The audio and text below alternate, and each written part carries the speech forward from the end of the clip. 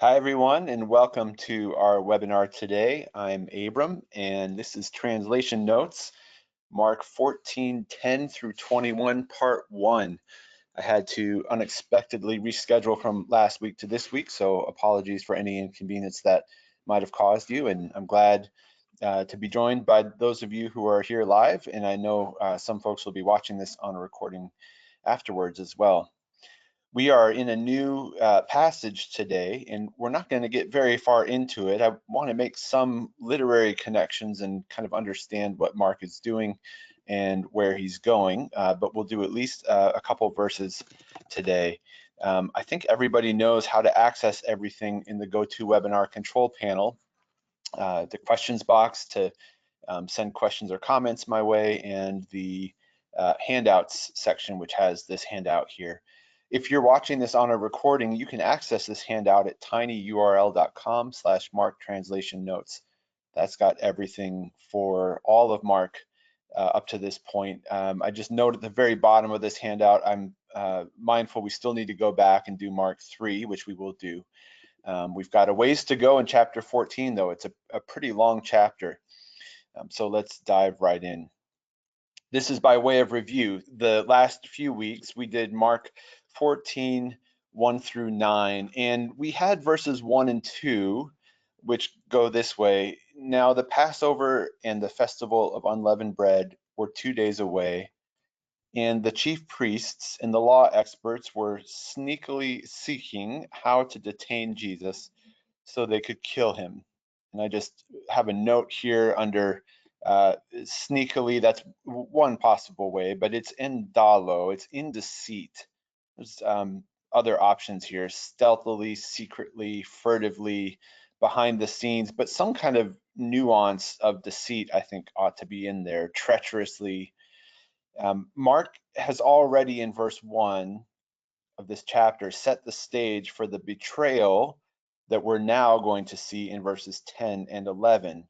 Just to continue with verse 2, for they had said, you get this explanatory note here, not during the feast, lest there be an uproar from the people. So anything that they're doing by way of trying to detain or arrest Jesus and kill him is happening behind the scenes because of the feast. And we'll see more about that feast next week as we proceed through this passage. But that's the backdrop to today's passage, namely this deceit here, this attempt to arrest and to kill, and also that it's not happening publicly for fear of the people and because it's during the feast. So that's the backdrop that helps us to get the context for today. Now, in between verses 1 and 2 and 10 onward came verses 3 through 9, which is where Jesus was anointed. I think I mentioned that commentators talk about this Markan sandwich technique, where he'll give you two parts of a story broken up by or with something in the middle of them. And so this anointing story comes in the middle of this deceit and betrayal and this attempt to get Jesus. In other words, you could read, at least logically, you could read straight from verse 2 to verse 10, and it would make sense. We've got this chief priests and law experts deceitfully trying to detain Jesus. That's in verse 1 and then 2. And now verse 10, Judas comes onto the scene, and he goes to these same chief priests to betray Jesus to them. So it's not that we conceptually can skip 3 through 9 at all. It's just that it's sort of like in movies, how you might pan from one scene to another, but then you go back to that first scene to pick up the story there. That's what Mark is doing here. This middle part of the sandwich, of course, is very important. It locates Jesus, for one thing, as being in Bethany. He's not in Jerusalem yet. And it tells the story of this woman who anoints his feet. It ends with talking about wherever the gospel is proclaimed, it will be done in memory of her. That's where we were the last couple times. So we pick up with the deceit. We move from the anointing to the betrayal. Talk about a contrast. You've got a woman who is doing right by Jesus, blessing him, honoring him, and then you've got a man who is doing wrong by Jesus. He's betraying him and dishonoring him. So Mark puts those contrasts together. That brings us to verse 10 today, which is where we start. I'll advance here. You can see a new paragraph in the NA28. Let me make this font bigger. All right, so we've got Kai Judas Iskarioth, ha heiston dodeka, apelthen prostus archieres, hina auton paradoi autois. Going left to right, that's something like and or now, or we see NET, then. Side note, NET is really good about footnoting Kai. You see here in verse 12, Kai is now, and it will tell you why. So here they give then to indicate the implied sequence of events. That goes back, as we just saw, to verses 1 and 2. Then Judas Iscariot, and then we have the one of the 12, we'll have to come back to that phrase, went to the high priests in order him that he might betray to them. Now we see here where languages are just not one to one, as I often say and have heard said, it's not like a decoder ring. And the best example of that I know of is word order. This word order can't go over exactly as it is to English. We'll have to take the meaning of it and put it in word order that makes sense. So let's do that. Here's a translation. Now Judas Iscariot, one of the 12, went to the chief priests to betray Jesus unto them. Unto is kind of an archaic word. You might find that in the King James. You'll see a lot of translations that will say to betray Jesus to them. Unto, I think, kind of conveys that purpose. So you may have your own personal preference there. But let's start with this name. We've got Judas Iscariot. The only previous mention of Judas Iscariot in Mark is in Mark 3:19. And again, we did not translate that chapter way back 4 years ago, whenever it was, 3.5. We'll come back to it. But Judas Iscariot is mentioned there. And we can find that by, you could keyword search, or you could word search either of these. I'm just going to search for Judas and jump ahead in the go-to box to Mark. So here we have Judas Iscariot. You could even just search Judas Iscariot. We have another Judas in Mark 6:3. That's not the same one, but here's 14:10. So the only other mention of Judas Iscariot is Mark 3:19, and it starts mid-sentence. So this is where the context slider is useful. It's given me a verse with a hit, but I'm going to slide this context slider. I'll go to A to see the whole context. And that's where we see that this is the appointing of the 12. We've got this epoiasin dodeka. He appointed 12. And it gives the names, and last is listed Judas Iscariot. And Judas here is in the accusative case. Notice that Judas is nominative. That's the lexical form. Judan is accusative because he is the object of a verb, which is appointing. He is being appointed by Jesus. And he's described here as has kai paredokin auton.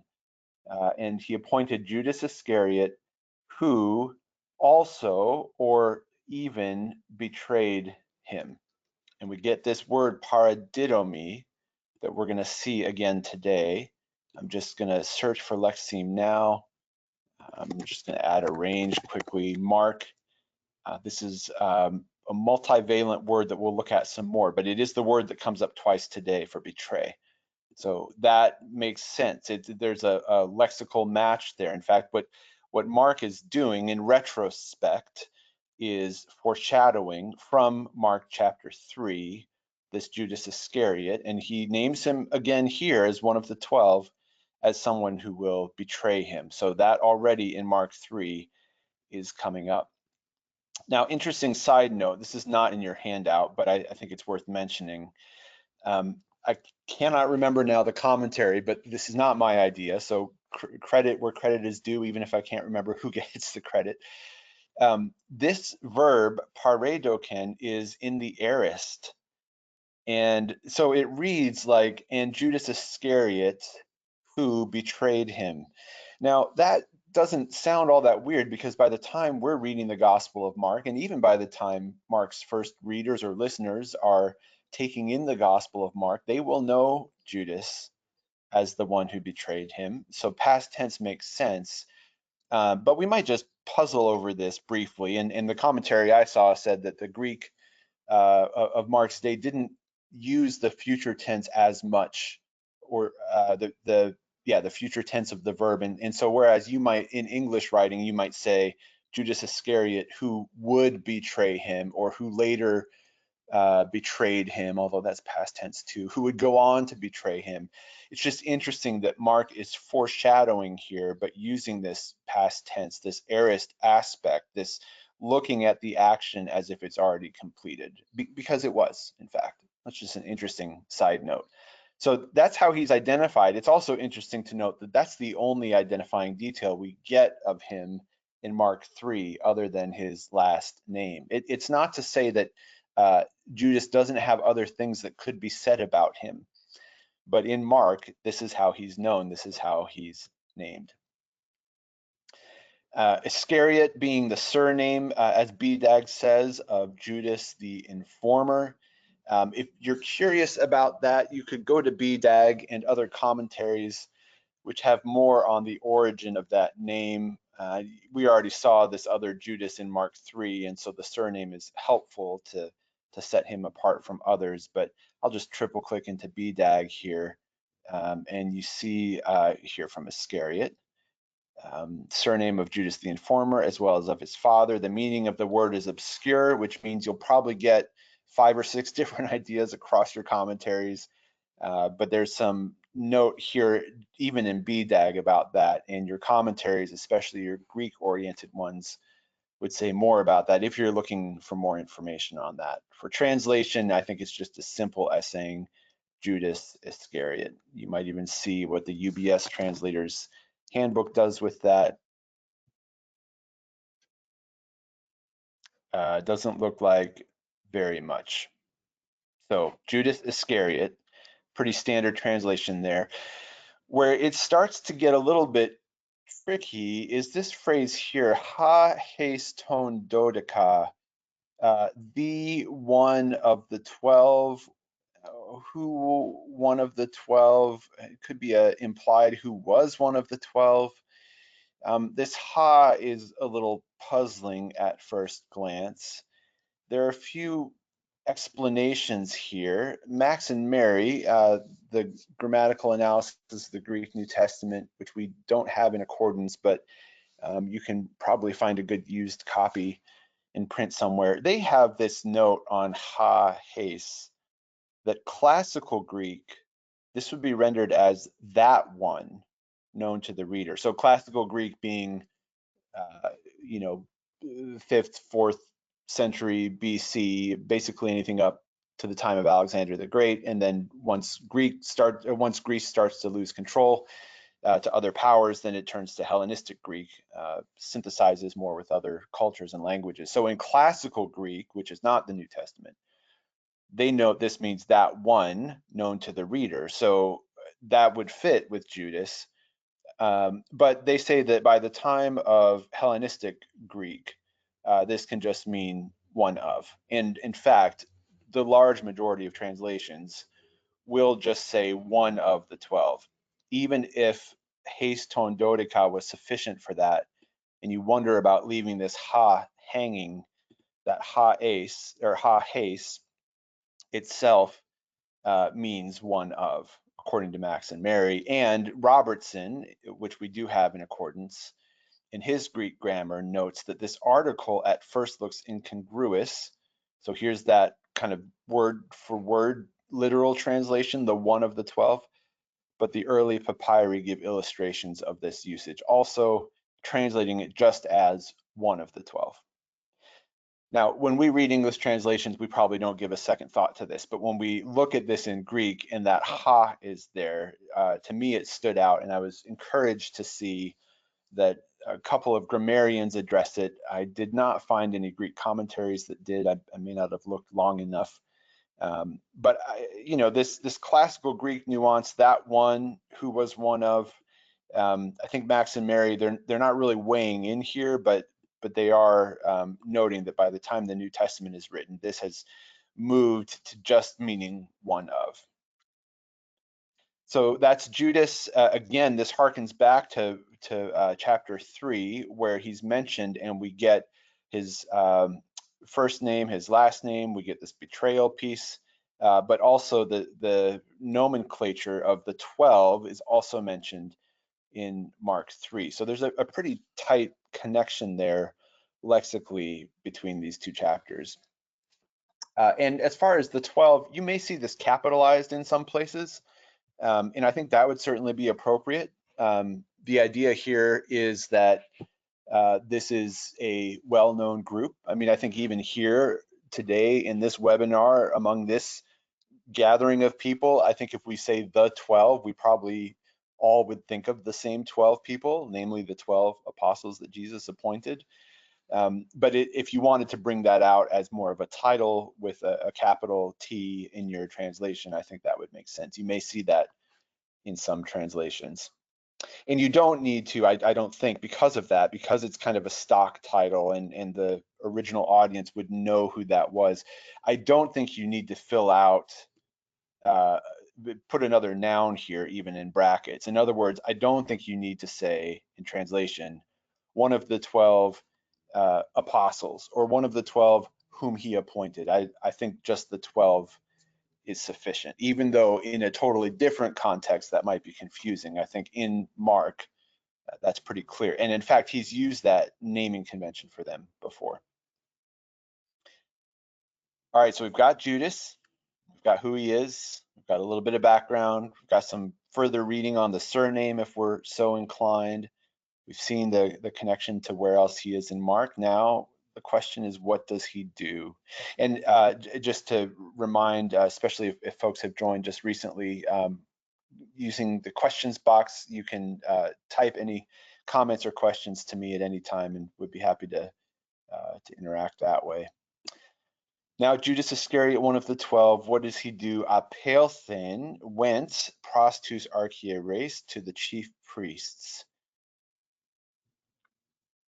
Jesus predicted in Mark 10:33, this is going back a few chapters, but he said, Hahuias to anthropu, the Son of Man, paradathesetai, same word here, paradidomai, will be betrayed or handed over tois archierusin to the chief priests, kai tois grammatusin. Now, we're going to get paradidomai in just a moment. So another lexical link here is going to be pretty abundantly clear, because you've got the verb, the handing over, and the to whom he's handed over. Now here it says law experts as well. But even with archierusin, and I don't know that anyone's expected to remember that and hold that word in mind 4 chapters later, but there is almost this suspense already. He's going to the chief priests. Well, what's he going to the chief priests for? Well, Jesus had mentioned the chief priests as someone that would be involved in this transaction where he's delivered and betrayed. So he had called this. I mean, Jesus had absolutely predicted this. And this I found, by the way, I mean, any commentary I'm sure will say this. I found it by searching for chief priests. Again, search for Lexeme, and you can even just skip ahead to Mark. Where are the chief priests in Mark? Well, they're all over the place, but here in Mark 10:33, that's where you've got the prediction. And even in Mark 11, there's already some consideration of how they could get rid of Jesus. So this is all happening behind the scenes, even while the woman anoints Jesus at Bethany. And now we've got the chief priests again, and we've got Judas, who is getting ready to betray him. Let's pause before we get to the betrayal part, and let me just check in and see if you've got questions or comments so far. I see one here that I'll anonymously share with the group and reply. Someone says 3 to 9 is necessary explanation for Judas stealing motivation to betray Jesus in 10 through 11. Okay. Yeah, always worth asking with these Markan sandwiches. What's the function of what's in the middle? I suppose it's possible from a literary standpoint that he's just doing it to organize the book, but I would expect more often than not we could find some kind of explanation, as was just made in this comment. What's going on with this middle part here? What's it doing in the passage? So thanks for that. So the betrayal is now at hand. And before we get into the word paradidomai, let's just look again at the ordering of words. We have hina auton paradoi autois. And left to right, that would read in order him, he might betray to them, or in order that him, that's Jesus, auton, accusative, paradoi, he might betray, he should betray, that's Judas, that's third person singular, autois is to them. So we've got three people or groups of people, three subjects or objects or indirect objects mentioned here in those three words. Auton, again, accusative case, that's Jesus. Autois, to them, that's the chief priests. And then there's an implied subject in paradoi. It's encoded in the verb. The inflection tells us it's a third person singular, and given the context, that can only be Judas. Now, we cannot translate this. I mean, we ought not to leave this as our final translation. If you go left to right, it would read something like, in order that him, he might betray to them. I suppose you could do that as an interlinear, but that would read better, something like, in order that he might betray him to them. This paradoi, it's aorist active subjunctive, and that can be found either by being really good at remembering your morphology and or checking the instant details. So I hover over paradoi, aorist active subjunctive, third person singular. See here, we get this deliver over, betray. We'll come back to the meaning of the word itself in just a moment. But I've noted before that the subjunctive mood really, I think, has fallen out of English usage. We just don't use it in its grammatically purest sense as much as we do. And you know, there's grammarians talk about either descriptivism or prescriptivism, and prescriptivism would be more where you say, well, this is what the word means and how you're supposed to use it, so we need to do it that way. And descriptivism would be, well, this is how people do use it, and so language is evolving, so we're just going to describe it rather than prescribe it. Well, at any rate, wherever you fall on that spectrum, I think it is just true from a descriptive point of view that the subjunctive is not used in English as much as it used to be, even 50 years ago, certainly not as much as it was in Koine Greek. And the reason I mention all of that is that if we were to do a purely subjunctive translation and bring that out into English, we use words like might or should. So, you know, rearrange the word order, and it would be something like, in order to that he might betray him, or yeah, just that he might betray him unto them. And you may find that too in more archaic translations. I did not check the King James on this, but if I live click, and you can always do this, this is a good move in translation. Make sure verse lookup is selected, and then click on the reference. That he might deliver him unto them. Yeah, perfect. All right, so that's the ASV. So there's the subjunctive, and you can see it in the English. I mean, you could read from the English back to the Greek and expect to see the subjunctive in Greek, starting from the English, because it's got he might deliver him. And it's not might in the sense of I might come over to your house tomorrow. I might get some milk at the grocery store. Not might in terms of maybe, but it's that modifier for the subjunctive verb. So that's your decision as a translator. Do you want to go that way with it? How does that read to you? Does that make sense?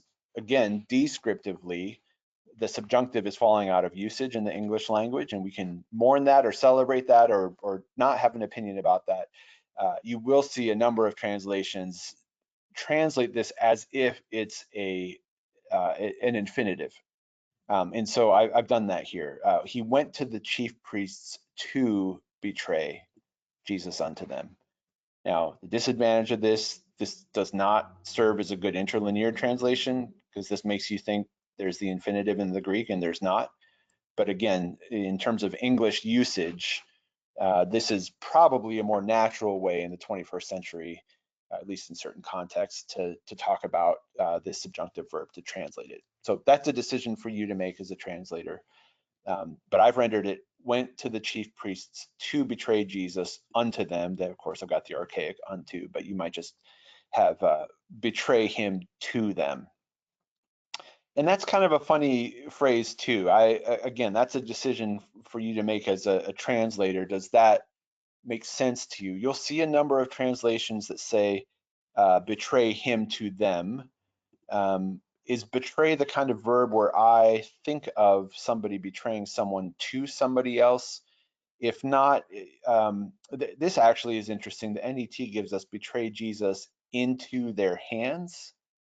Now, it doesn't actually say their hands, but betray him to them. They note that that's what's in the Greek. If you live click here, you'll see some translations do just say betray Jesus to them. This one has deliver him unto them. So lots of options here. Others say give Jesus up to them. Let's see what else. We've got a lot of betray here. That's a pretty standard translation. Hand him over, deliver him. So some of this comes down to what is this word, paradidomai? And we can look at that in our different lexicons. So the first decision is, how do we deal with the subjunctive? And I'm suggesting that, you know, feel free to render it with the infinitive, unless that's going to irk you or your intended audience, in which case go with the more archaic style that still will make sense. He might betray him unto them. But having figured that out, we still have this question of what's the best translation of this? Do I translate it that he's betraying Jesus to them, he's handing him over to them, he's delivering him to them? I think at some point you're going to want to consider, well, how did I translate this in Mark 3, and can I be consistent with that? So you may go back and let that work inform you. You may re-examine it and modify your translation in verse 3 or chapter 3. But let me just start with BDAG here. So I'll triple click. And we've got a fairly lengthy entry here. I mean, you won't be able to read this, but I'm just scrolling through this briefly. We've got a long entry here, and there are 4 different definitions BDAG lists in reverse order to make it possible for something to happen, to allow or permit. The other one, to pass on to another what one knows of oral or written tradition, so hand down, pass on. You can see the similarity to hand over, but that's more like transmit, relate, teach. Second meaning, to entrust for care or preservation, give over, commend, commit. Now that's a potentially a good kind of handing over, like I be commended by someone to the grace of the Lord. That's something that you want. And then this first meaning here, which is what's at play here, you can even see Mark 14:10 there.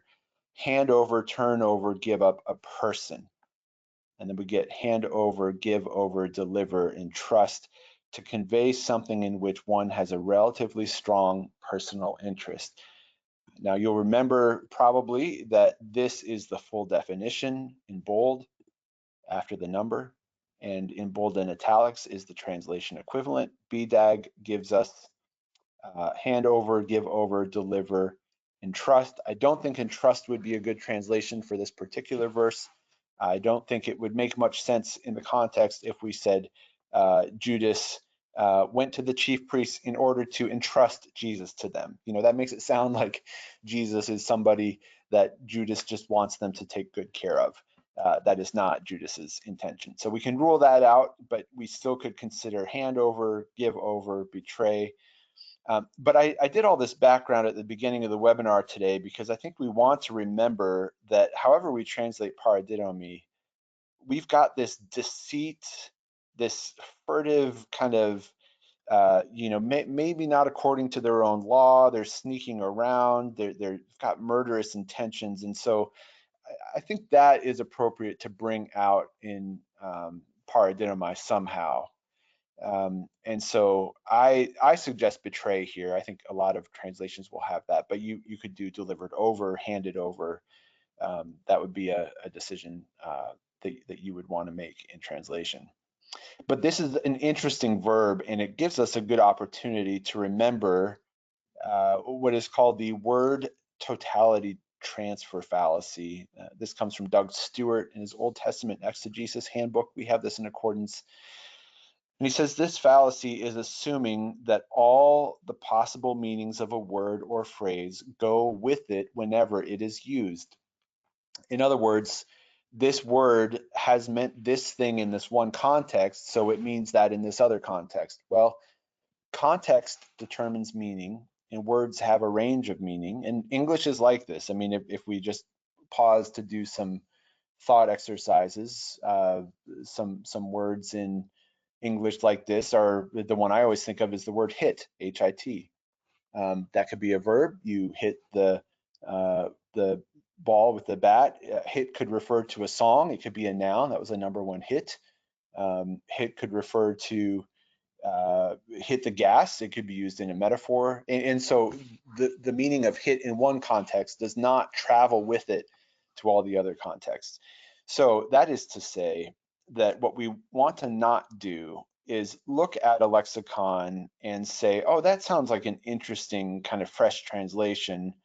Let me put that in there, like allow or permit or commend. That's called the word totality transfer fallacy. Now, it's easy in this context, I think, to understand that out of all of this range of meaning, this giving over in a positive way, this commending, this passing over, passing down tradition, this letting someone do something, this one's a pretty easy one to discern. Those are not the meanings at play. But there are other words where we might be more tempted to say, well, this word could mean this, so I'm going to put this meaning there. We really need to make sure it's consistent with the context. And so in this case, paradidomai is the negative nuance. It's handing over, turning over, giving up, betraying.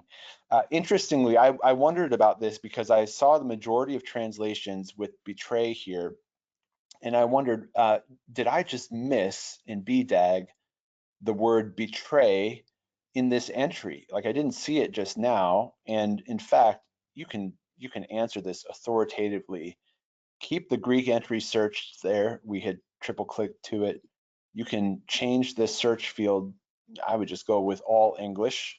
That will search your glosses, your translation equivalents, your definition, your content of the paragraph. So everything, all English. And you can search for the word betrayal. And this will give you betrayal, not throughout all of BDAG because it's got this and condition that's joined with paradidomai. So you're going to be searching the Greek entry paradidomai for the word betrayal. Oh, and there it is. I missed it before. Okay, so it is there. Somehow I missed that the last time, but that's useful. So it is in fact under letter B. So he is even thinking of the action against Jesus by Judas, much less interpreting it as betrayal. His act is appraised as betrayal. So we have that word there. I wasn't sure why they didn't give it as a translation equivalent, but it is in the body there. So anyway, that's just a fun little nested search you can do in a lexicon. And if you're wondering about this word more broadly, and we'll move on in just a moment to the next verse, but Louw-Nida gives us a great summary of the verb in this particular context. It says this verb means to deliver a person into the control of someone else. So that's why we've got, so it's almost like there's two objects of this verb. So you deliver person number 1 into the control of person number 2. And we've got that here. He's delivering Jesus, auton, into the control of this group of chief priests, autois. That's why we had the auton, autois there. So lo and nida helps us see that. And it involves either the handing over of a presumably guilty person for punishment by authorities, or the handing over of an individual to an enemy who will presumably take undue advantage of the victim. It's a great, robust definition. Lo and nida, by the way, and I'll just do this briefly so that we can move on. And as always, I welcome comments or questions on any of this. Lo and nida is a great lexicon. I'm just going to copy paste this word here and go to lo and nida, type in the Greek entry. Now, lo and nida, we just covered this in a webinar yesterday, but this word it's going to come up a little bit differently in this lexicon. Typically in a Greek lexicon that's organized alphabetically, we're going to expect to see this word as an entry like one time, and it's going to be in an alphabetical listing. But in lo and nida, enter, there are 8 exact hits with paradidomai listed. And as we go through here, you can see that that's really a real search, and it's got these numbers attached to it, which we can see by opening the sidebar. And what this is doing is it's grouping words by what the lexicon calls semantic domains. So we've got all the different range of meaning. This is just another way to see what we already saw in BDAG, which is paradidomai with its different meanings. So for example, here's the ripening of fruit as a sign for the harvest to begin in Mark 4:29. And so that is not really relevant to our passage today, but it's in here. And so you see it grouped according to semantic domain. So here it is, here's that same BDAG definition, but grouped over here under communication, paradidomai, to pass on traditional instruction. This could be interesting to look through, but the point is that you cannot take this meaning and let it accompany paradidomai everywhere it goes, because just like any English word or any Greek word, the context determines the meaning, and here it's pretty clear that it's betrayal. I spend the time on that because sometimes it's not so clear, and we really do have to puzzle over words and really think carefully through the context. But in this case, pretty clear that what's at hand is betrayal.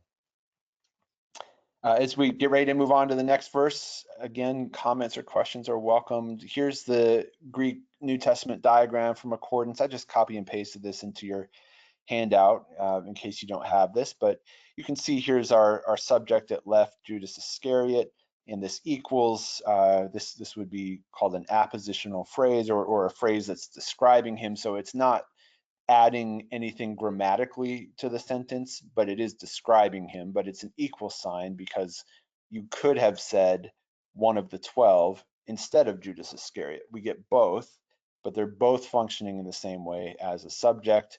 And then this main verb, apelthen, he went. Why did he go? In order that he, and so this is a null subject. That's what the X is there. It's included in paradoi, to betray him, direct object, to them, indirect object. To whom did he go? He went to the chief priests. So you can see that all rendered there. But there are these 2 parties involved in the betrayal, actually 3. There's the one doing the betrayal, there's the one betrayed, and there's the one to whom the betrayed is betrayed or handed over. We'll move to verse 11, but what questions or comments do you have? Let me put my translation back up here.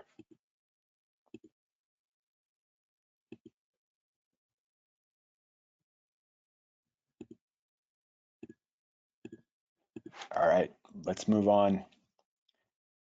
We're going to get paradidomai again. So the name of the game here is consistency, and I would also go back to chapter 3. Well, we didn't do chapter 3, but I would translate paradidomai the same way in all of those passages, because it's all about Judas and it's the same act of betrayal. So whether you like betrayal or maybe you prefer hand over or deliver over, whatever you choose, keep it consistent because it's the same thing. All right, so we move to verse 11 now. So this is playing very well into the hands of the leaders because, in fact, what Judas is doing, he's going to the chief priest. It doesn't say he's deceitfully going, he's quietly going, but you do kind of get the sense this is happening offline a little bit. Like this is, not very much out in the open, and that's kind of what they're after anyway. So they're going to be very happy with this. Hoi de accusantes ekaresan kai epengelanta auto argurian dunai kai ezete pos auton eukairos paradoi. Left to right, something like and or but they, so hoi is functioning as the subject there. On hearing this, so we've got a participle. So hearing this, the this is not there, but hearing this, they rejoiced and they promised him, Judas, silver or money to give. They promised to give him money. And he was seeking, or he started seeking, or started looking for how him an opportunity to betray. Started looking for in what way, or started looking for an opportunity to betray him. We'll come back to this in just a minute. All right, so we've got hoi as the subject, as the pronoun. Accusantes ekaresan. We can see that in the diagrams, how that participle, it's a verbal participle. So it does not, you might see hoi accusantes together, which could mean the ones who heard it. So it could be a subject. But here it's functioning as a temporal participle, so a participle of time that modifies these two main verbs of they rejoiced and they promised. So I'm understanding that with the temporal meaning, on hearing this, they rejoiced, or when they heard this, they rejoiced, and promised to give him money. Ekarisin is from Cairo. The NET has they were delighted. There's probably other ways you can. They were. I think of rejoice is a pretty standard translation for that, but you could look at your lexicon and see. Do we even get Mark 14:11 here? We do. Be glad. They were glad. Here we get they were delighted by what they heard.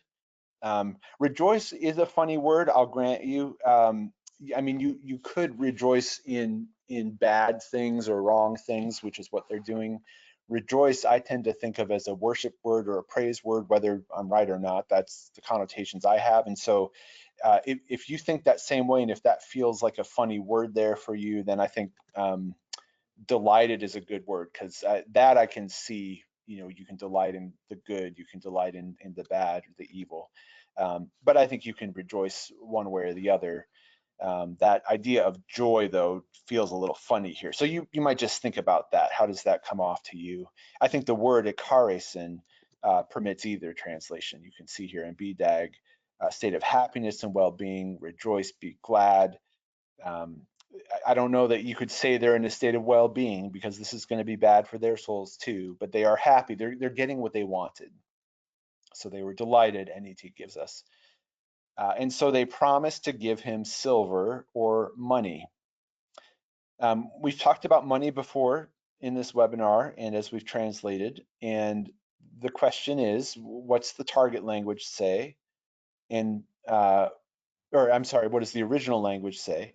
And what will be understood in the target language into which you're translating? So if you say 300 denarii, that's not going to make a whole lot of sense to me in English, even if that's what the Greek says. So you decide how to treat that. Do you keep it 300 denarii and put a footnote in? Do you calculate it to today's dollar amount? Do you do something more general like we did before, like a year's wages, so that your translation is adjusting for inflation and can be understood for years to come? The question's not quite as relevant here, but it still exists. Argurion is silver. but it's also silver used as money, and then you get the translation equivalent silver money, and maybe that's what you want to do. Maybe you just want to say silver money, maybe you want to say silver. Now, we're not getting in Mark 30 pieces of silver. And I also think that this is a passage that is, when you think about a kind of general biblical literacy, or even beyond biblical literacy, culturally, this idea of 30 pieces of silver, like that's something a person might have heard of. So I think silver is okay here. Mark doesn't say 30 pieces, he just says silver. That's just a decision for you to make. You see here in the instant details, you get both silver or money. So the question is, do I translate it as promise to give him money, promise to give him silver, promise to give him silver money? I think all of the above are great. You could also translate it as they promise to pay him, because the definition of pay is to give someone money. That's less of a word for word translation, so maybe you want to preserve it as is, give him silver, give him money, but that's what they promise to do. So with that transaction completed or agreed upon, or the promise received anyway, it doesn't really tell us how Judas responds to them per se. We get that he went to them, so this is of his own initiative. He is the actor here, that's important to remember. They respond by rejoicing or being delighted. They promise to give him money, and implied here is, he accepted the promise, kai, so, and then we get ezete. He, Judas, started seeking, started looking for how he might betray him, or how there might be an opportunity for him to betray him. Let's look at this imperfect verb, ezete. That comes from zeteo, to seek. It's imperfect, active, indicative, third person singular. You could understand this a couple different ways. Yeah, it could be an iterative, like he was seeking over and over how to betray Jesus. It could also be, and I think this is what it is, what's called ingressive or inceptive. That's the same thing described differently. It's that nuance of beginning, and the imperfect can encode that. He began to look for an opportunity, or started looking for an opportunity. So I'm putting another word in here to bring out the nuance of what I think this imperfect is doing. Your grammars will, typically the imperfect gets a longer section in the grammars, just because it can be used in multiple ways.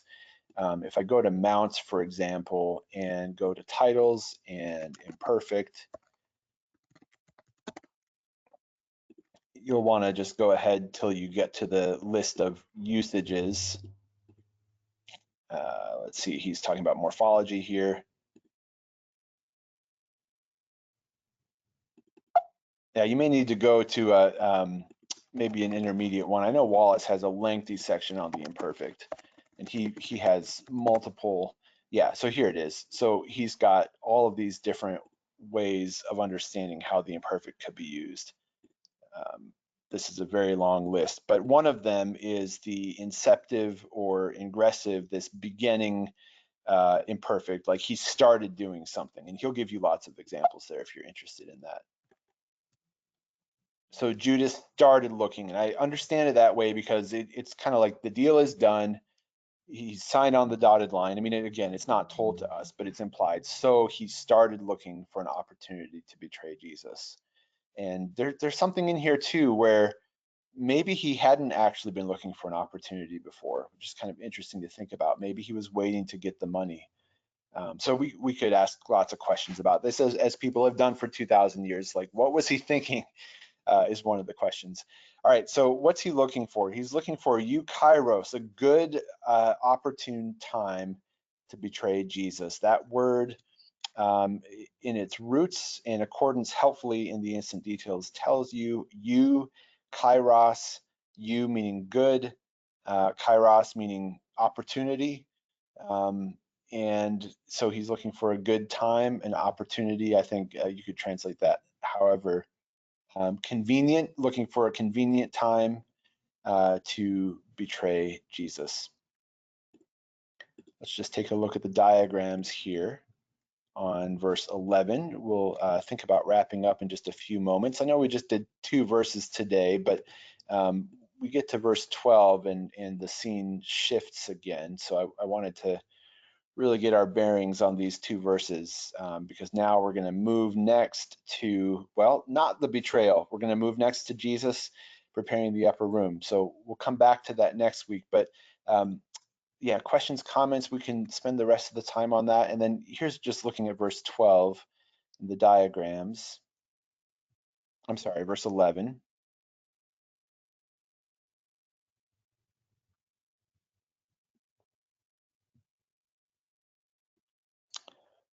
Let's see, and he was looking for, yeah, here we go. And he was seeking, and we've got the subjunctive again here. So same thing, I didn't note this, but to betray him, I've rendered it with the infinitive, even though it's the subjunctive. So I'm guessing if we go to the ASV, we're going to see that same thing as we saw in verse 10, how he might conveniently deliver him unto them. Might there, and again, that might is not in the sense of maybe. Not, there's no if to that might. That might is a when. It's the subjunctive might with this paradoi, and that's what we had in verse 10 again. So there's a repetition there. So everything I said in verse 10 about the subjunctive applies here as well. I've gone ahead and rendered it with the infinitive, and I've done it both times. So I would just recommend being consistent there, however you do that. But and that post we didn't look at, but let's just pull that up here. Yeah, there's this, he began seeking how he might betray him in a good time, or at a good time, or when convenient, opportunely. That would be a little bit bulky, but so you might just think about that. So in other words, this may not be translated well with one word. Looking for an opportunity, that makes it a noun. It's an adverb. Maybe you can find a good way to keep it an adverb. Opportunely does that. Let's see what it had. Yeah, conveniently. So that could work. But again, because language is not one-to-one, if this adverb needs to become a noun, like looking for an opportunity, that certainly would be appropriate. Next week, just to look ahead again a bit, let me just preview what we're doing, and then we'll start to think about wrapping up in just a moment here. We're going to get back to a timeline. So we're going to be on the first day of the Feast of Unleavened Bread. We were 2 days before the Passover and the Feast of Unleavened Bread. So we'll look at the timeline in verse 12. Jesus, as far as we know, is still in Bethany. He was in Bethany in verse 3. Mark hasn't moved him, or I mean, the narrative hasn't shown his movement. So as far as we can tell, he's in Bethany in verse 12. We know for sure he's not yet in Jerusalem because he's sending some disciples on to him. They will just say, Mark will just say the city, but it's talking about Jerusalem. And so that's now a huge movement in Mark where Jesus goes to Jerusalem. So that's coming up next. We'll work our way through that starting next time. Here's a comment. Let me put this in the chat. Someone says the key to inceptive imperfect is how far in the past 10 minutes or 10 months did the action begin? Context must answer. Wasn't this rejection of Jesus a building action? I think yes. It was a building attitude over many months since he was stealing in the past. Yeah, that's a good point. Yeah, I appreciate that. That's a good comment. Yeah, and I think, I mean, this goes beyond the scope of translation, but I think this whole question of money here, I mean, Mark mentions it. It's an important part of the story, but we might just wonder, is that really what this is about? I mean, I think I'm not here to preach, but in a pastoral context, I often say money is never about just money. It has to do with values and other things like that. So those are good questions to ask in this passage. And I think that relates to that comment about looking back at Judas and to what extent is this building, was this just a switch that flipped? Like, oh, there's money, all of a sudden I'm going to betray Jesus. Well, even Mark seems to suggest this was in the offing. or at least foreshadows it in Mark 3. But yeah, that's a great comment and certainly worth further reflection. Yeah, here's one more comment. Jesus has been in Jerusalem. As he had made arrangement for Passover celebration, he's just now back in Bethany, 2 miles to the east. Yeah, and so he sends folks ahead, and now here's where he comes to the house in Mark 14:17. So we follow him as the passage goes on. This is a very long chapter. I mean, we see really all of it up to the point where he's brought before Pilate, but 72 verses. So we'll be in it for a little while. I suspect we'll do more than 2 verses next time. But as I said, given the position of these 2 verses and the themes that it goes back to and sets up in the future, I wanted to spend the extra time on it. All right, well, I'm going to end the recording, but I'll stay on for another moment or two. So if you are watching on the recording, tinyurl.com/Mark Translation Notes is where you will find this handout, and you can email me at abramkj@accordancebible.com.